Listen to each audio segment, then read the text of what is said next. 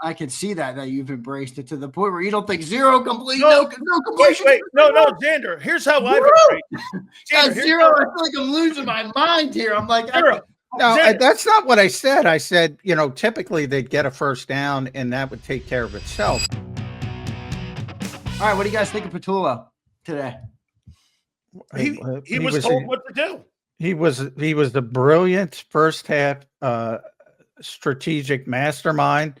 In the second half, he was the biggest dummy in the world. Is that what you want me to say? I mean, that's what people want me to give me your honest opinion. Just because I don't agree with it doesn't mean I don't want you to give it. Xander, but that's what happened. Guess what? He's told to call the game like this. He wasn't told to have 5 straight 3-and-outs. That's bullshit. No, he wasn't. They weren't executing. I get that. But he clam up a little too much. That's all.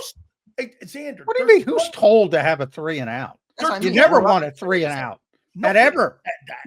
Nobody wants a 3-and-out. Bro, don't turn the football over at any expense.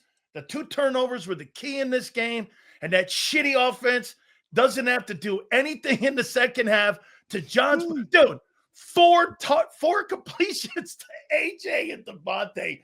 You have 100 yards in passing. You have 200 in total, and you win. I'm sorry, John. In my years playing and covering it, I've never seen anything like it. I've never seen anything like this thing in my entire life. I've never seen an offense go bad. It's bizarre the way they play. I will admit that. It's bizarre. I know it is. Can I get John's answer on Bobo Patullo?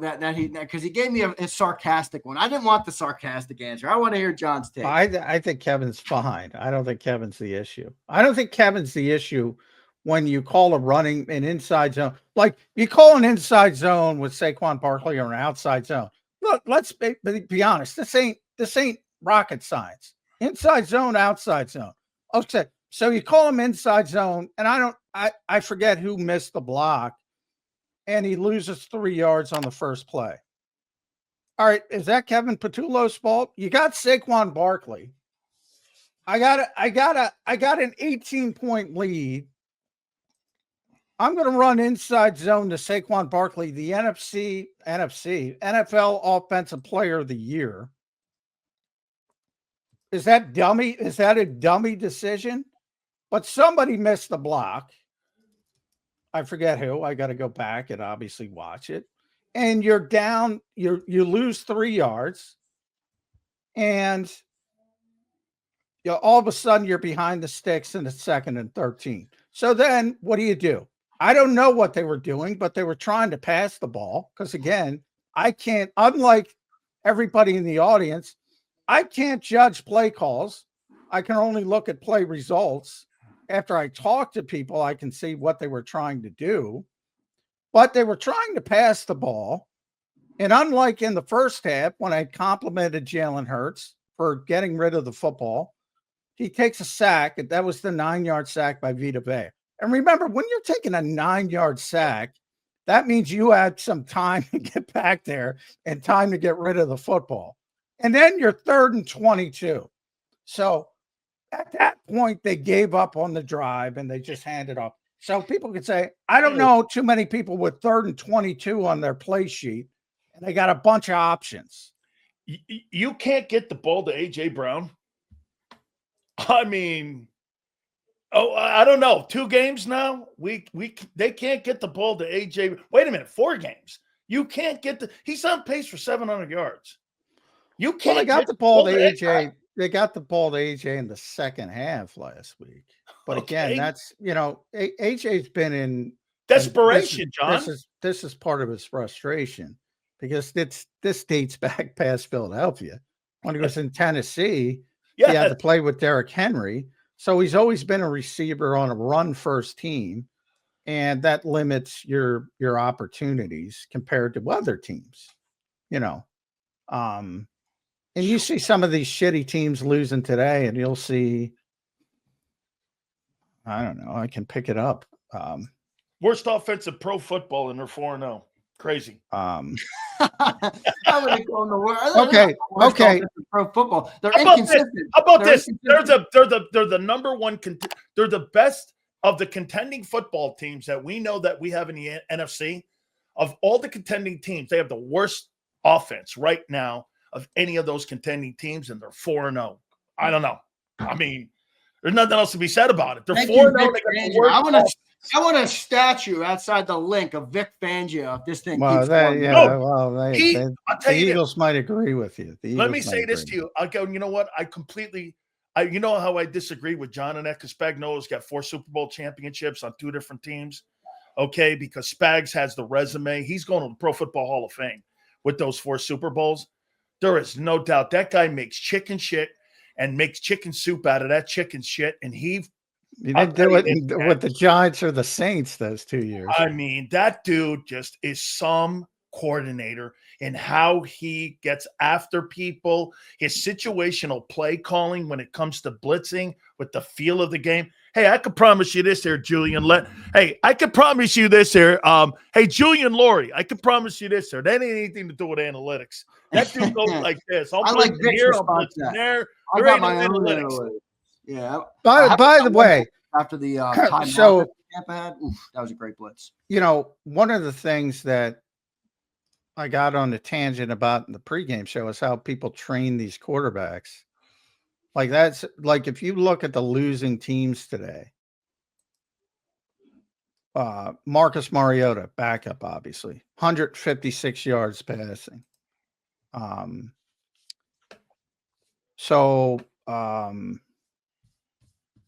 Saints, Spencer Rattler, 126 yards passing. John, offense is Cleveland down for some reason. John, offense is down. You know why? Cleveland, Joe Flacco, 184 yards passing. Joe's having a good day. Tennessee, Cam Ward, they got shut out. 10 for 26, 108 yards. That's the number 1 pick in the draft. Carolina, Young had 150 yards. The Chargers, Herbert, without Joe Walt, had 203 yards. He's the class of the runt of the litter was Carson Wentz, who threw for 350 because they were throwing all over the field trying to come back desperately. The only one was Carson Wentz today of the losing quarterbacks. This is a league-wide problem. Defenses have gone ahead of offenses because they just blitz the shit out of people, and none of these quarterbacks are prepared to deal with it. That's where we are in the modern NFL. Brady says it too. That's exactly what Brady says. They're not skilled and they're not trained to understand exactly where pressure comes from. And Brady even said it in the broadcast. He was talking. So if you want me to criticize Nick and Patullo, they're in that group as well. Well, you're not going to really develop Jalen Hurts when you see the passing game the last 2 years. It's sporadic. It's situational. I mean, what did he have a year ago? Steeler game, Ravens game, obviously the Super Bowl game. We saw it in the second half against the Rams, but in the last 21 games, it's a far cry to say that is a premier passing attack. It is just not. And you got premier football players. But I'm only trying to point out it's a league-wide issue almost, with the exception of a very few small group of elite quarterbacks. And at the end of the day, too, Xander, the problem the reason you're not blowing teams out like you did after the bye last year, it's your run game. Your run game is one of the most. I agree. Your run game is nowhere in the room. I know it's the NFL. I'm not asking for a blowout. I just think they clammed up a little too much, and you end up with 0 completions in the second half. When I don't think you had to play that way. I think the team is good enough to take a couple shots downfield, move the sticks, give your defense some time to catch their breath, and keep the Bucs on their heels a little bit, make their life a little bit harder in trying to come back on the Eagles. That was my whole take on the game today. I didn't think it was that big of a problem. I'm not worried about the offense. I just thought they went too far in the second half because they had the lead. That was really it. When you go plus 10, that's high percentage turnover play. This is Brady football here. They don't want to have high percentage turnovers.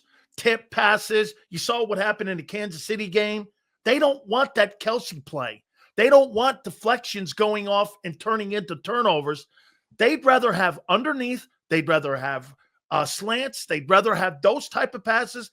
They're not trying to get the ball, if you notice, more to Barkley in the screen game, which for the first time, you're starting to see a little bit more of that. Well, that actually Over helped less because Jalen hit him on a couple turnover plays. Right. Jalen hit him on one of the blitzes in the first half. It wasn't the second half because we know we didn't have a completion in the second half. But and we hit him in the first half. The reason I brought up all those teams was not only to point out the atrocious passing numbers, but to point out that all those teams lost. This team is capable of doing that and winning, which is, I'll admit, freaking bizarre. And special. It is special. And I brought it out that the 100-yard passing games, they've done it 4 times. Now they passed that tremendous demarcation line today. So this is not another one. They passed that. But they've done it 4 times in this 20-1 run. And they've won all 4 of those games. And in that same span, 22 teams have done it, probably more. I haven't updated it. 20 teams have done it, and they're 5-17, those 22 teams. They're a very strange, unique team. I've embraced it because what else can I do? I can see that you've embraced it to the point where you don't think zero complete, no completion. Wait, no, Xander. Here's how I've embraced it. Zero. I feel like I'm losing my mind here. I'm like, zero. No, that's not what I said. I said, typically they'd get a first down and that would take care of itself because, when you go 3 and out, 3 and out, 3 and out, 3 and out, that was like the first half last week. You don't have that extra set of downs and then maybe you get a smoke screen. Maybe you'll get a bullshit bubble screen, which is a completion. Maybe you get an easy completion. They couldn't get anything started today. I'm not saying that's good by any stretch of the imagination, but I do think they're playing more conservatively because they have the big lead. That's just human nature. Right. And on the other hand, the Bucs are trying everything to get back in the game. And again, it can go 2 ways. You can give up. A lot of teams give up. Tennessee gave up today. A lot of teams give up, but a lot of good teams, and the Bucs are a good team, not a great team. They fight. Minnesota against Pittsburgh. They fight. Certain teams fight and they get back in the game. They make the NBA run. So when I shouldn't use the Sixers, when the Celtics are up 30 and all of a sudden they're up 8, do you think they're not trying to stop the run? Of course they're trying, but the other team gets paid for as well. Yeah, no, they do. Andrew, this is how I've embraced it. They got the shittiest offense in the NFL, and they're winning. I mean, that's the way I look at it. By the way, here's a number for you: 241 passes, zero turnovers so far this year. Yeah, that's impressive, man. Okay, I mean, there's the number in a nutshell. There, they don't have to be great.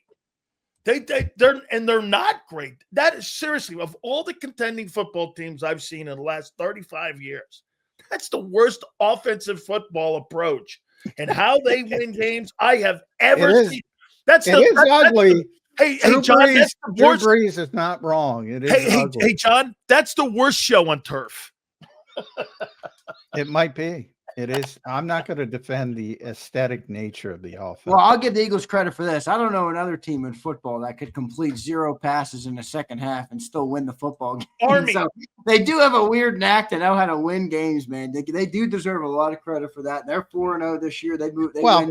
Who else? It might be a block punt. It might be a fumble. And by the way, that doesn't count as a turnover. That's a fucking turnover. Yeah.